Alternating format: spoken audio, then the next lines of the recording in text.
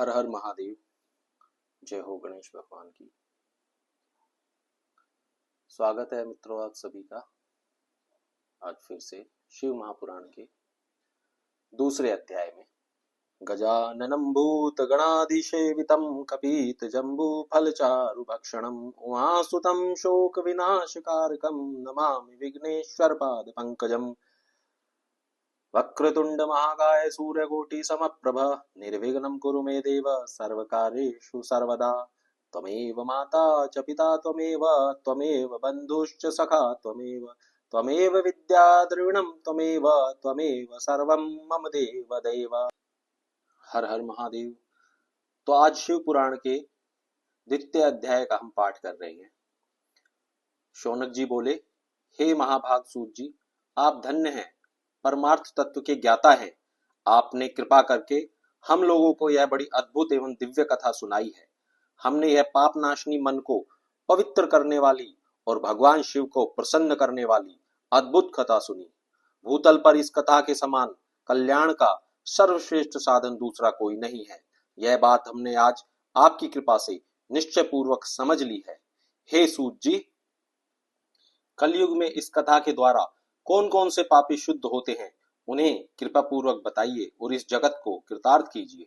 सूत जी बोले, हे मुने, जो मनुष्य पापी, दुराचारी, खल तथा काम क्रोध आदि में निरंतर डूबे रहने वाले हैं, वे भी उस पुराण से अवश्य शुद्ध हो जाते हैं। यह कथा वास्तव में उत्तम ज्ञान यज्ञ है, जो सदा सांसारिक भोग और मोक्ष को देने वाला है, सभी पापों को नष्ट करने वाला है और भगवान शिव को प्रसन्न करने वाला है।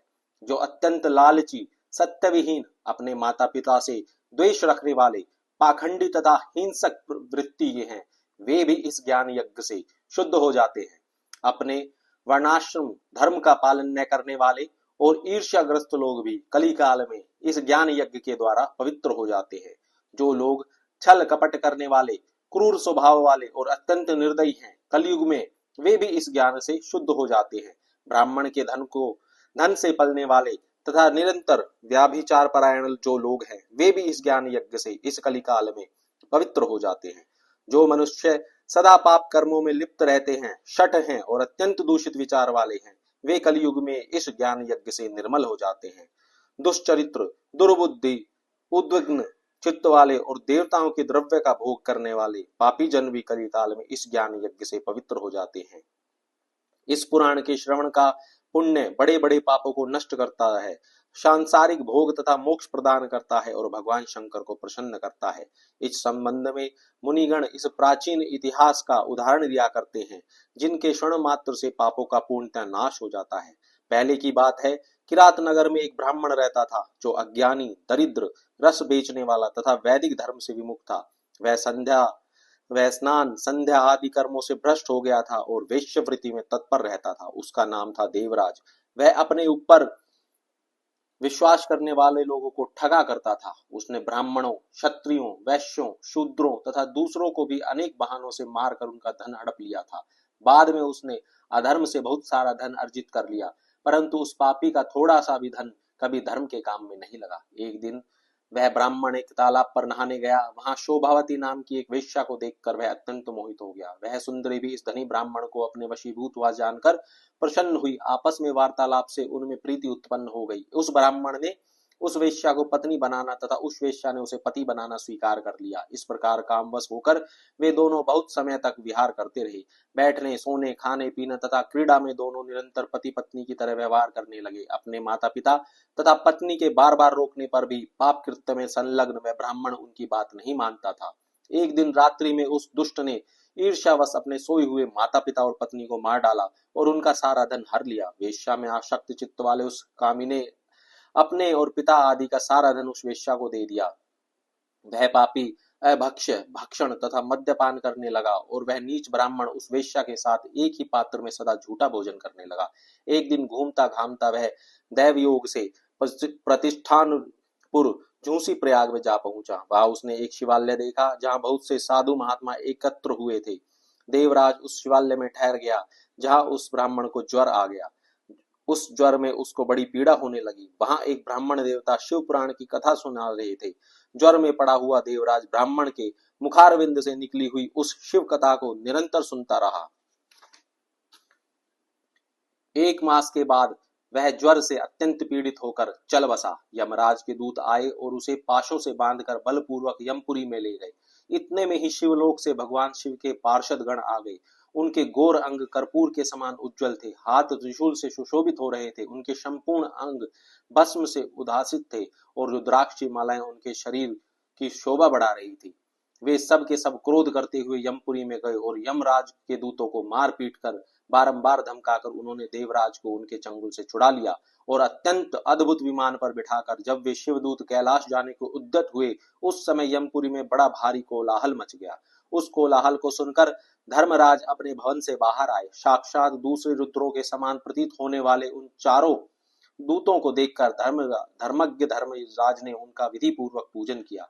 यम ने ज्ञान दृष्टि से देखकर सारा वृतांत जान लिया। उन्होंने भय के कारण भगवान शिव के उन महात्मा दूतों से कोई बात नहीं पूछी। यमराज से पूजित तथा प्रार्थित होकर वे शिवदूत कैलाश को चल दिए और उन्होंने उस ब्राह्मण को दया सागर सांब शिव को दे दिया। शिव पुराण की यह परम पवित्र कथा धन्य है, जिसके सुनने से ही पापी जन भी मुक्ति से के योग्य बन जाते हैं। भगवान सदाशिव के परम धाम को देवज्ञ सभी लोगों में सर्वश्रेष्ठ बताते हैं। ब्राह्मण, क्षत्रिय, वैश्य, शूद्र तथा अन्य प्राणी, यहाँ तक कि जिस पापी ने धन के लोभ से अनेक लोगों की हत्या की तथा अपने माता पिता और पत्नी को भी मार डाला, वह वेश्यागामी शराबी ब्राह्मण देवराज भी इस कथा के प्रभाव से भगवान शिव के परम धाम को प्राप्त तत्क्षण मुक्त हो गया।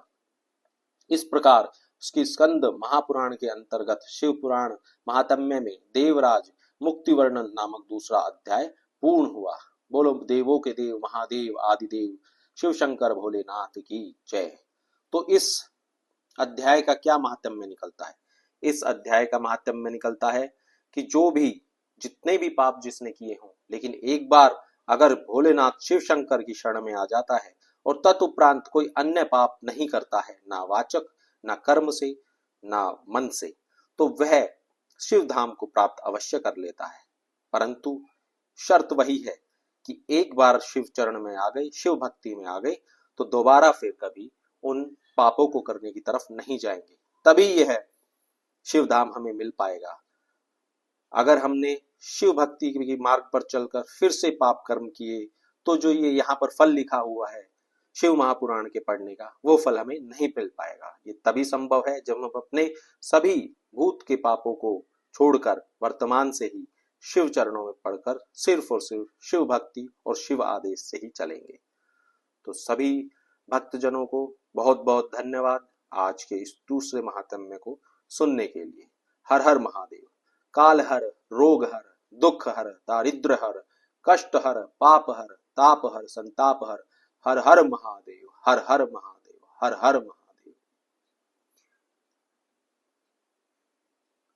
कर्पूर गौरम करुणावतारम संसार सारम भुजगेन्द्रहारम सदा वसंतम हृदयारविंदे भवम भवानी सहितं नमामि।